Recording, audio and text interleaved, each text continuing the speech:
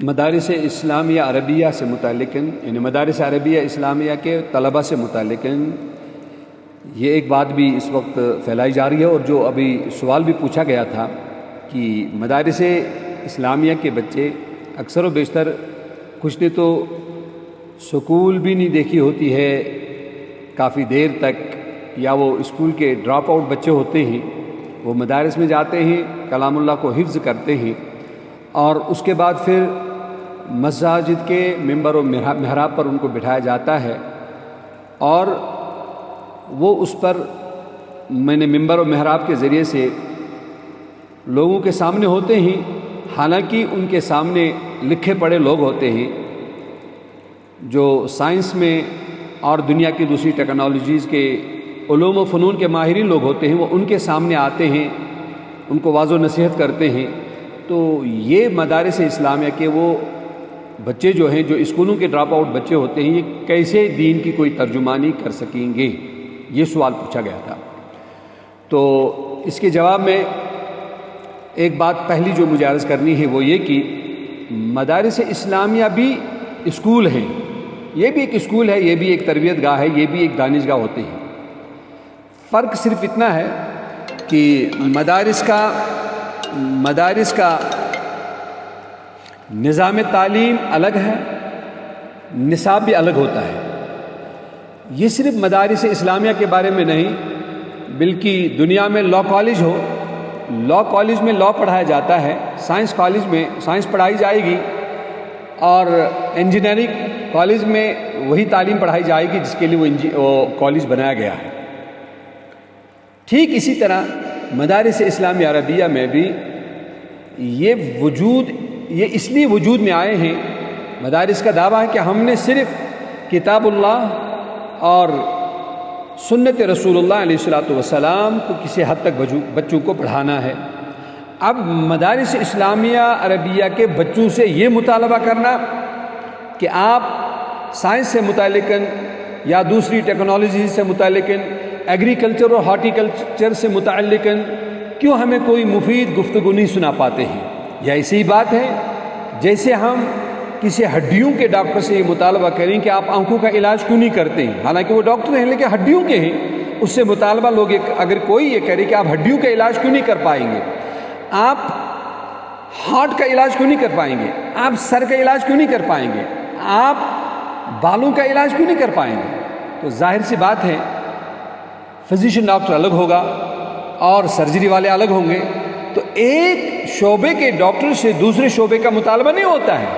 مدارس اسلامیہ عربیہ کا شعبہ جو ہے وہ کتاب قرآن کریم ہے، اس کو یاد رکھیں، ان کا شعبہ قرآن کریم ہے اور احادیث رسول صلی اللہ علیہ وسلم ہے۔ تو جب ہمارے پاس کوئی بچہ آتا ہے، ہم اس بچے کو سب سے پہلے قرآن کریم پڑھنا سکھاتے ہیں، ناظرہ کے طور پر دیکھ کر وہ پڑھ سکے وہ۔ اس کے بعد ہم اس بچے کو قرآن کریم حفظ کراتے ہیں۔ حفظ کا مطلب یہ ہے کہ یہ قرآن کریم ہے، یہ قرآن کریم آپ کے سامنے ہے، یہ 850 صفحات پر مشتمل کتاب ہے جو یہ بچہ 3 سال میں 4 سال میں زبانی یاد کرتا ہے۔ اب یہ 850 صفحات کی کتاب کو زبانی یاد کرنا کیا یہ کوئی آسان کام ہے؟ اب سنیے، اگر میں اپنے ان بچوں میں سے مثلا سب سے چھوٹے بچوں کو یہاں پہ کھڑا کروں اور ان سے میں پوچھوں کہ آپ مجھے قرآن کریم کی فلاں آیت بتا دیں، مثلا میں ابھی پوچھتا ہوں، ذرا آپ آ جاؤ ادھر، باسط بھی آ جائے اور فہیم آپ بھی آ جائے، ادھر آ جاؤ۔ یہ 2 بچے ہیں، مطلب ایک بچے، کتنے بچے پارے حفظ ہیں آپ کے؟ زور سے بولو۔ 28 پارے، اور اس کے 24 پارے اس کے حفظ ہیں، ٹھیک؟ یہ جو 24 پاروں کا حافظ بچہ ہے، میں اسے کہتا ہوں کہ تم قرآن کریم کی مثلا 23ویں پارے کی کوئی آیت سنا دو، ذرا اب سنا دو آپ 23ویں پارے کی کوئی آیت۔ اعوذ باللہ من الشیطان الرجیم، بسم اللہ الرحمن الرحیم، فتول عنهم حتى حين وأبصرهم فسوف يبصرون أفبعذابنا يستعجلون فإذا نزل بساحتهم فساء صباح المنذرين. یہ دوسرا بچہ ہمارا فہیم ہے، یہ بھی ہمارے مدرسے میں پڑھتا ہے. ذرا بچہ آپ 26ویں پارے میں سے کہیں پہ کچھ سنا. اعوذ باللہ من الشیطان الرجیم بسم اللہ الرحمن الرحیم لقد صدق اللہ رسوله الرؤيا بالحق لتدخلن المسجد الحرام إن شاء الله آمنين محلقين رؤوسكم ومقصرين لا تخافون فعلم ما لم تعلموا فجعل من دون ذلك فتحا قریبا. جزاک اللہ. اب اگر میں کسی لکھے پڑھے انسان سے کہ جس نے اسکول سے لے کر کالج اور یونیورسٹی سے لے کر یعنی اسکول سے یونیورسٹی تک اپنے تعلیم کے 20 سال لگائے ہوں اور وہ مدرسے کا رخ اس نے نہیں کیا ہوگا، اگر میں اس سے یہ مطالبہ کروں کہ کیا آپ اس طرح قرآن پاک پڑھ سکتے ہیں تو وہ حماقت ہوگی. کیوں؟ اس نے اس طرح اس کی محنت نہیں لگی ہے، اس کی لگی ہے اور یہ اس طرح قرآن پڑھ پا رہا ہے کہ سامنے والا وہ شخص جس کی 20 کا 25 کا 30 سال بھی لگے ہوں دوسرے علوم و فنون کو حاصل کرتے کرتے، لیکن وہ اس بچے کی طرح قرآن کریم کو نہیں پڑھ سکتا ہے. عمومی طور پر میں عرض کر رہا ہوں نہیں کر سکتا ہے وہ. تو مدارس اسلامی عربیہ ہم ان بچوں کو پہلے ناظرہ قرآن، اس کے بعد یہ مکمل 850 صفحات کی کتاب بھی زبانی یاد کر رہے ہیں، اور انشاءاللہ تعالی اس بچے کو تو ابھی اسی سال دستار بندی بھی ہوگی جب یہ ایک ہی مجلس میں پورا قرآن کریم، چاہے 1 دن لگے 1.5 دن لگے، پورا قرآن کریم اس کو سنانا پڑے گا. 2 اساتذہ اس کا قرآن سنیں گے، اس کے زبر کو چیک کریں گے، زیر کو چیک کریں گے، پیش کو چیک کریں گے، مد کو، انداز بھی چیک کریں گے. جب یہ ان ساری چیزوں میں پاس ہو جائے گا پھر جا کر اس کی دستار بندی ہونی ہے انشاءاللہ. اب مجھے حفظ سے جب یہ بچہ فارغ ہوگا اس کے بعد اسے ہم علم نحو پڑھائیں گے، علم صرف پڑھائیں گے، علم منطق پڑھائیں گے، علم فلسفہ پڑھائیں گے، اور اس کے بعد ساتھ ساتھ علم حدیث پڑھائیں گے، علم تفسیر پڑھائیں گے. اس میں تقریباً اس بچے کی 6 7 8 سال تک کا وقت لگ جائے گا.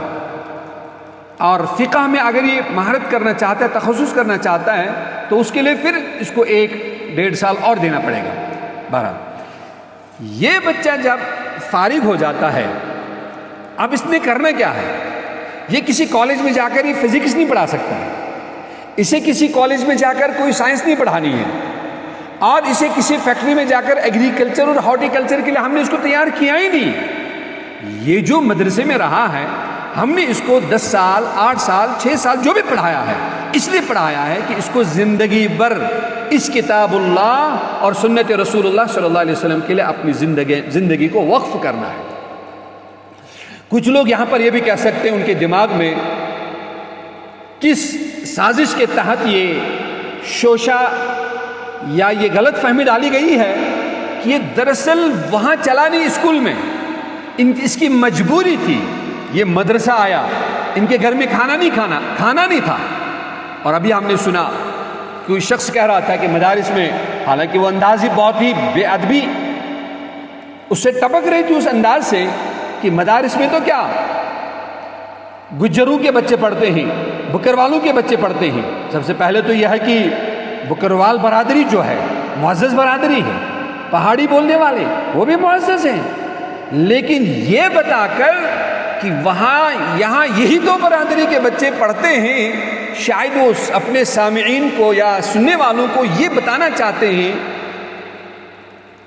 کہ آپ اپنے بچوں کا رخ شاید اس طرف نہ کریں. یہ کسی اور قوم، کسی اور برادری جس کو وہ اپنے دل و دماغ میں کیا سمجھتے ہوں گے، وہ اس طرف ان کا دماغ لے جا رہے ہیں کہ آپ ان کا رخ اس طرف نہ کریں. ٹھیک، تو میں یہاں پر یہ بات بتانا چاہوں گا کہ ان کی مجبوری نہیں ہے کہ یہاں پہ آئے ہیں اسی کو کر رہے ہیں، نہیں. وہ جو کہا کسی نے کہ یہ جان کر ہی ہوا ہوں موجے طوفان کا حریف، ورنہ میں بھی جانتا ہوں کہ عافیت ساحل میں ہے. انہوں نے اپنی کشتیاں جلا ڈالی ہیں، غربت اور فقر کو اپنے سینے سے لگائے رکھا ہے اور مدارس کا رخ کیا ہے.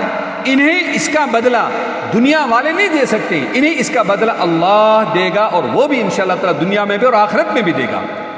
چلو ٹھیک ہے، اگر آپ کا کہنا یہ ہے کہ اسکول میں یہ بچے، یہ اسکول کے ڈراپ آؤٹ بچے ہیں، تو کیا ٹھیک ہے، چلو ٹھیک ہے، آپ ڈاکٹر بن گئے، یہ ڈاکٹر نہیں بن سکتے. آپ انجینئر بنے یا نہیں بنے، آپ پائلٹ بنے یا نہیں بن سکتے، کیا پھر تاجر بھی نہیں بن سکتے؟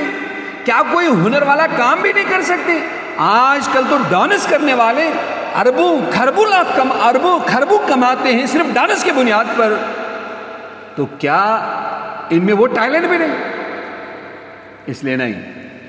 جب ان بچوں نے، ان کے والدین نے اپنے بچوں کو ہمارے حوالے کیا، اب ہماری ذمہ داری یہ ہے کہ ہم ان بچوں کو کسی حد تک قال اللہ اور قال رسول صلی اللہ علیہ وسلم کو پڑھائیں. پھر پڑھانے کے بعد ان کو کرنا کیا ہے؟ ان کو مسجد میں پینٹ نہیں کرنا، ان کو مسجد میں کیا میٹنگ نہیں دھونی، ان کا کام ہی ممبر و محراب. اسی لیے یہ قربان ہوئے ہیں، اسی لیے ان کی زندگی کے ڈھیر ساری خوشیاں جل چکی ہیں. آپ کے بچے گھروں میں 8 بجے تک سوئے ہوتے ہیں، یہ بچے صبح کے 4 بجے اٹھتے ہیں. آپ کے بچوں کے صرف اتوار کے دن وہ جو کھیلتے ہیں، وہ جو